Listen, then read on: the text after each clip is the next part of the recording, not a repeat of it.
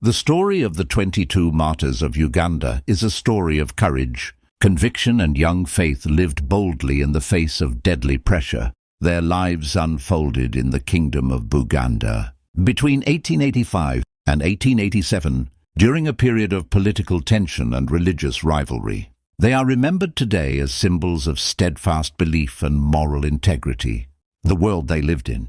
Uganda in the late 19th century was a kingdom in transition. Christian missionaries, Catholic and Anglican, had recently arrived, and many young pages at the royal court embraced the new faith.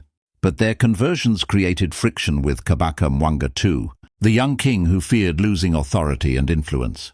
He viewed Christianity as a threat to traditional power structures and loyalty, the spark of persecution. Mwanga's suspicion turned into hostility when some Christian converts refused to obey orders that violated their moral beliefs.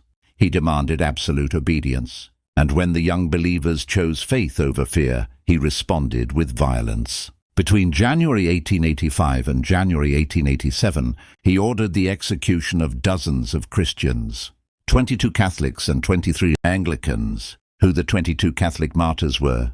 The Catholic martyrs were mostly young men and boys, many serving as royal pages. Some were as young as 14. Among the most well-known were St. Charles Lwanga, the leader, who protected younger pages from exploitation and strengthened their faith. St. Kizito, only 14, remembered for his joy and innocence. St. Andrew Kagwa, a respected musician and royal official. St. Joseph Mukasa Balikudembe, who courageously confronted the king about unjust killings. Their stories reflect a mix of bravery, compassion, and deep spiritual conviction. Many encouraged one another on the journey to their deaths, praying and forgiving their persecutors.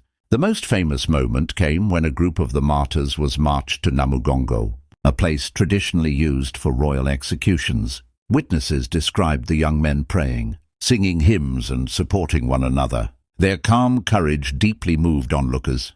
The executions, intended to crush Christianity, instead inspired many more conversions, a legacy that grew instead of died. Rather than extinguish the new faith, the martyrs' deaths ignited it. Christianity spread rapidly across Uganda in the years that followed. The 22 Catholic martyrs were beatified in 1920 and canonized in 1964 by Pope Paul VI, who praised their unity, youth, and unwavering commitment.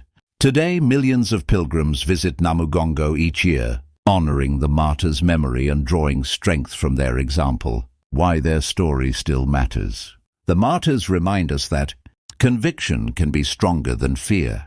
Youth can lead with extraordinary courage. Faith lived with integrity can transform a nation. Their story continues to inspire people around the world to stand for what is right, even when it is costly. Their feast day is on June 3rd.